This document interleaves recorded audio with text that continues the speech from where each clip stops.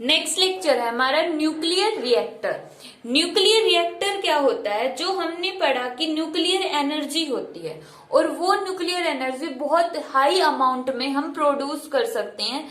जो हमने अपने प्रीवियस लेक्चर में स्टडी किया था कि 200 मेगा इलेक्ट्रॉन तक की एनर्जी हम प्रोड्यूस कर सकते हैं न्यूक्लियर फ्यूल्स के थ्रू। बट इस एनर्जी को हमें यूजफुल बनाना पड़ेगा, तभी हम ये एनर्जी है वो कुछ काम की होगी अगर हमने इसको कन्वर्ट कर दिया, इसका यूज किया किसी पर्टिकुलर वर्क के अंदर। तो इसको यूजफुल बनाने के लिए हमने एक apparatus तैयार किया जिसका नाम है न्यूक्लियर रिएक्टर। और ये न्यूक्लियर रिएक्टर का डायग्राम यहाँ पे दिखाया गया है। अब जो न्यूक्लियर रिएक्टर है उसका बेसिक प्रिंसिपल क्या होगा? Controlled nuclear chain reaction. Controlled nuclear chain reaction कि जो हमने न्यूक्लियर चेन रिएक्शन पढ़ी थी प्रीवियस लेक्चर में, उसको जो हमने कंट्रोल्ड वे पढ़ा था, तो उसका जो कंट्रोल्ड न्यूक्लियर चेन रिएक्शन है वही इसका बेसिक प्रिंसिपल है। मींस जो रिएक्शन है वो कंट्रोल्ड होनी चाहिए। अगर अनकंट्रोल्ड हो गई तो इस एनर्जी को हैंडल करना बहुत ज्यादा डिफिकल्ट हो जाएगा और ये जो एनर्जी है बहुत हार्मफुल इफेक्ट प्रोड्यूस कर सकती है।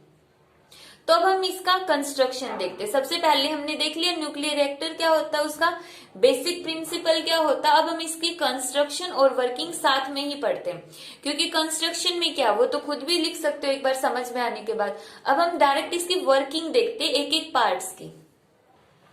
सबसे फर्स्ट है न्यूक्लियर फ्यूल।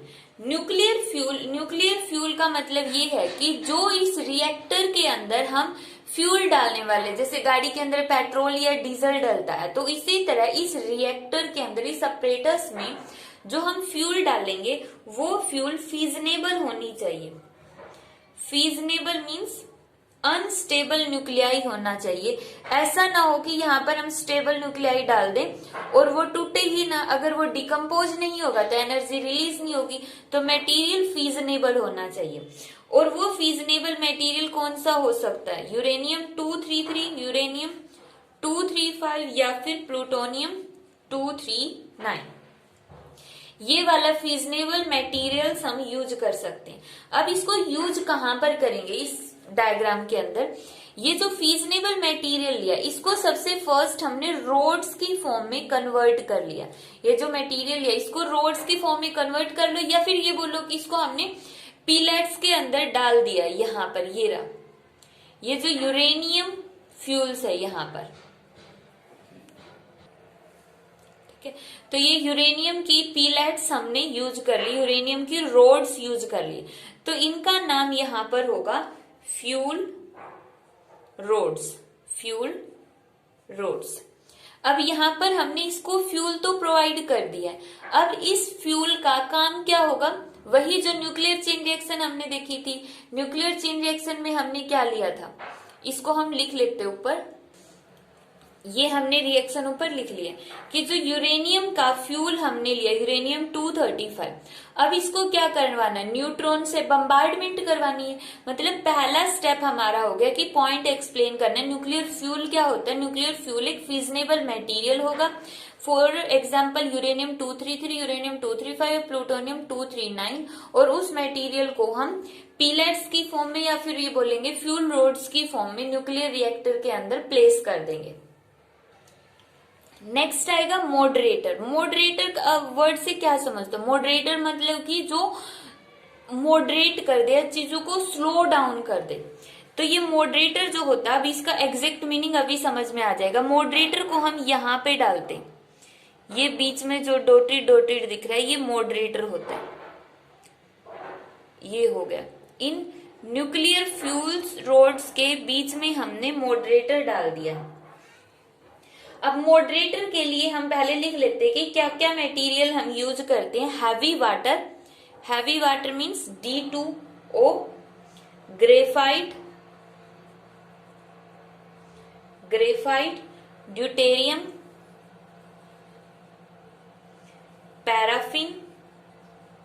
पैराफिन एटेस्टर और भी यूज कर सकते हैं। मॉडरेटर का काम क्या होगा? To slow slow down secondary neutron, secondary neutron. जो ये सेकेंडरी न्यूट्रॉन होते इनको स्लो डाउन करना मीन्स इनको कूल कर देता है। ये बहुत ज्यादा हाईली एनर्जेटिक होते हैं, बहुत ज्यादा। क्यों? क्योंकि जो ये क्यू एनर्जी जो हमने ली है वो कितनी मानी थी, 200 मेगा इलेक्ट्रॉन वोल्ट। इतनी हाई एनर्जी है, और वो हाई एनर्जी जिसमें से कुछ तो न्यूट्रॉन के पास होगी, कुछ रिलीज हो जाएगी, बेरियम और क्रिप्टॉन के पास होगी। तो इतनी हाई एनर्जी रिलीज हो रही है, तो इन न्यूट्रॉन के पास भी क्या होगी, बहुत ज्यादा हाई एनर्जी होगी। तो ये इतनी हाई एनर्जी का करेंगे क्या, क्योंकि जो यूरेनियम न्यूक्लियाई है उसके लिए तो 0.0025 इलेक्ट्रॉन वोल्ट इतनी एनर्जी की जरूरत है। इतनी एनर्जी का न्यूट्रॉन ही रिएक्शन करवा देगा, फिर ज्यादा एनर्जी की क्या रिक्वायरमेंट है।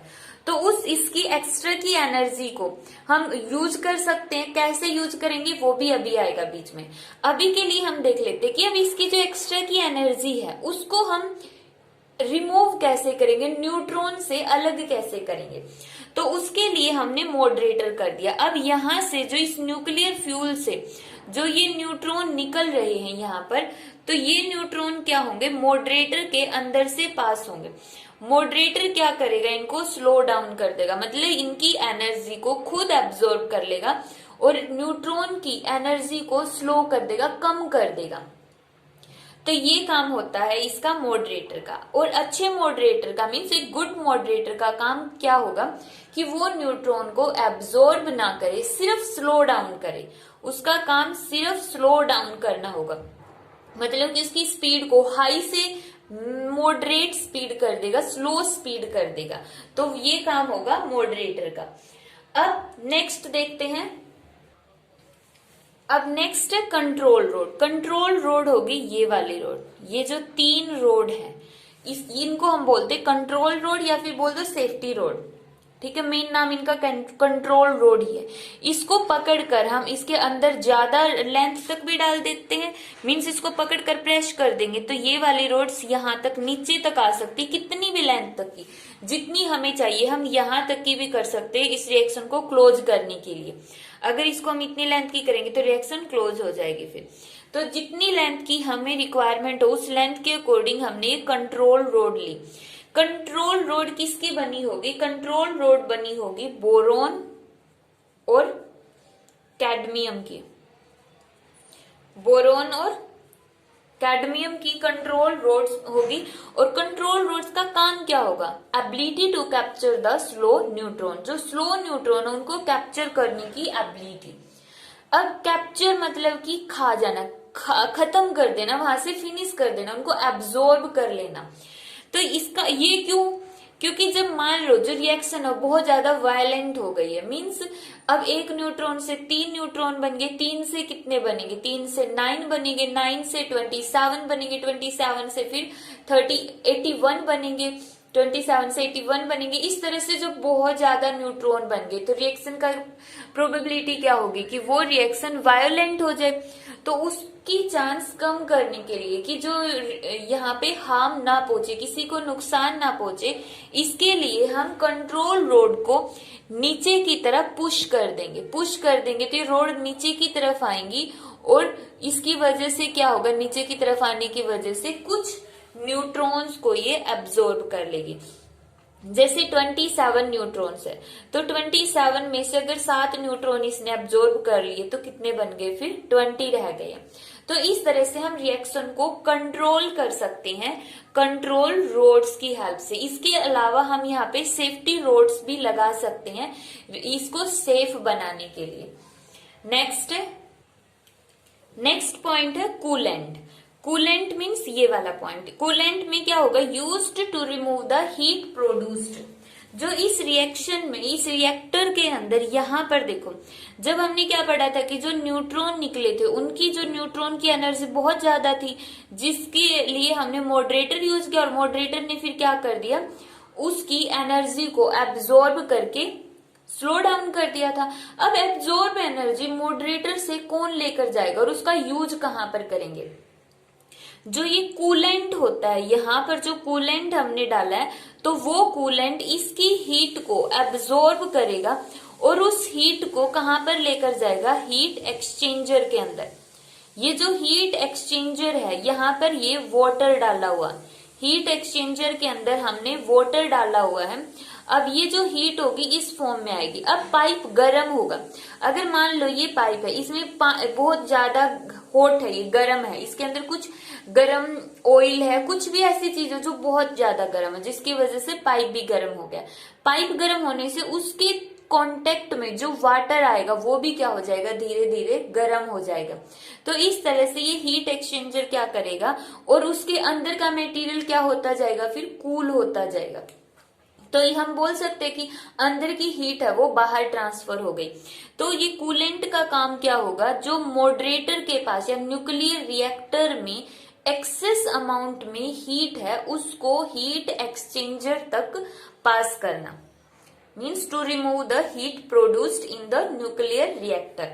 इसके लिए जनरली हम वाटर या हार्ड वाटर यूज करते हैं अगर टेम्परेचर कम है। मतलब अगर यहाँ पे जो मॉडरेटर का टेम्परेचर कम है, मीन्स कम एनर्जी है, तो हमने सिंपल वाटर से भी काम चल जाता। बट अगर एनर्जी बहुत ज्यादा है तो फिर हम वाटर की बजाय लिक्विड सोडियम का यूज करते हैं। लिक्विड सोडियम हाई टेम्परेचर के लिए यूज होती है। अब यहाँ पर देखो, जो कूलेंट है उसने क्या किया, कूलेंट ने यहाँ से जो हीट प्रोड्यूस थी उसको हीट एक्सचेंजर के पास लेकर गया। हीट एक्सचेंजर, अब यहाँ पे पाइप में जो मटेरियल है वो बहुत ज्यादा गर्म होगा, जो कूलेंट है वो गर्म है, तो वो अपनी हीट किसको दे देगा, वाटर को दे देगा। अब वाटर हॉट हो गया, अगर वाटर हॉट हो गया तो इसमें से स्टीम बनेगी और बहुत ज्यादा सुपर हीटेड स्टीम, मतलब कि बहुत ज्यादा तेज भाप बनेगी, और जो सुपर हीटेड स्टीम होगी उसको हम स्टीम टरबाइन के पास सेंड कर देंगे। यहाँ से जो भाप बन रही है, स्टीम बन रही है, उसको हम स्टीम टरबाइन के पास लेकर गए। और स्टीम टरबाइन में से मोस्टली जो स्टीम है उसका यूज हमने कहाँ पर कर लिया है, इलेक्ट्रिक जनरेटर में। इलेक्ट्रिक जनरेटर मीन्स जो करंट प्रोड्यूस कर दे, बिजली बना दे, जो करंट इलेक्ट्रिसिटी प्रोड्यूस कर देगा। और फिर जो स्टीम थोड़ी बहुत बच गई है उसको वापिस से कंडेंसर के अंदर से, कंडेंसर मतलब कि अब उसको ठंडा कर देंगे।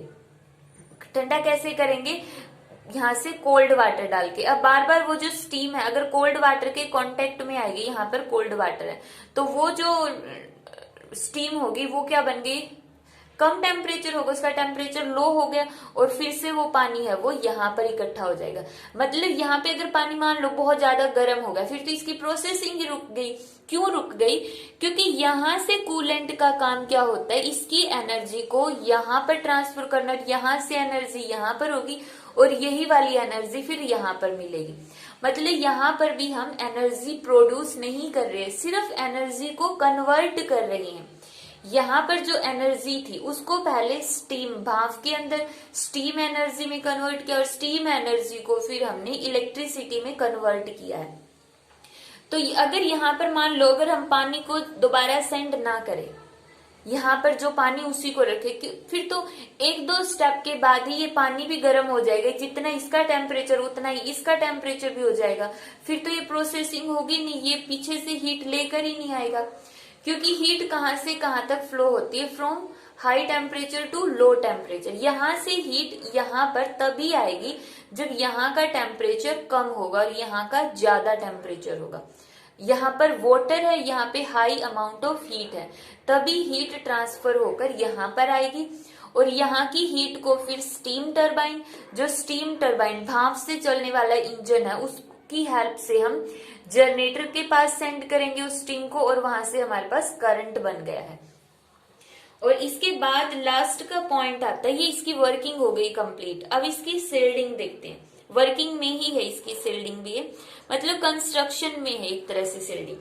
शिल्डिंग का मतलब होता है अब जो पूरा न्यूक्लियर रिएक्टर, अब इमेजिन जिसकी हेल्प से हम करंट बना रहे, ये जो मॉडरेटर हमने इसमें डाला, इसमें बहुत हाई अमाउंट में एनर्जी है, तभी तो उसको हम कन्वर्ट कर पा रहे, इतनी हाई अमाउंट में एनर्जी वहां पर बन रही है। तो इसका मतलब तो ये खुद भी गर्म हो जाएगा। तो इसके लिए अब जो शिल्डिंग करेंगे वो 2.5 मीटर की थिक होगी। इमेजिन 1 मीटर कितना होता है, इमेजिन करो 1 मीटर कितना होगा, 2 मीटर कितना होगा। और यहाँ पर जो सील्डिंग करते हैं ना हम इस न्यूक्लियर रिएक्टर की, वो 2 मीटर से लेकर 2.5 मीटर तक की सील्डिंग करते हैं। मतलब इतनी हैवी सील्डिंग होती है ताकि इसकी जो हीट है वो बाहर, जो इसके चारों तरफ वर्कर काम कर रहे हैं, जो साइंटिस्ट काम कर रहे हैं, जो ये एक्सपेरिमेंट कर रहे हैं, यहाँ पर हीट प्रोड्यूस कर रहे हैं, उनको कोई भी हार्म ना पहुंचे। वरना तो इतनी हाई अमाउंट की एनर्जी से वो उनको हार्म पहुंच जाएगा। इसके लिए जो हमने सील्डिंग की वो 2 से लेकर 2.5 मीटर तक की थिक सील्डिंग की है। नेक्स्ट है न्यूक्लियर रिएक्टर के यूजेस क्या होते हैं। न्यूक्लियर रिएक्टर के यूजेस क्या होंगे? These are used to produce radioactive isotope which in turn are used in medicine, industry and agriculture. एक तो न्यूक्लियर रिएक्टर का यूज कहां पर होगा, जो हम पढ़ चुके, in the electric power generation, electricity produce करने में। दूसरा यूज क्या है? रेडियो एक्टिव आइसोटोप बनाने के लिए, जिनका यूज हम बहुत सारी मेडिसिन के अंदर करते, इंडस्ट्रीज के अंदर करते और एग्रीकल्चर में करते हैं। और ये कुछ न्यूक्लियर रिएक्टर हैं जो इंडिया की हेल्प से इंडिया ने एस्टेब्लिश किए हुए हैं।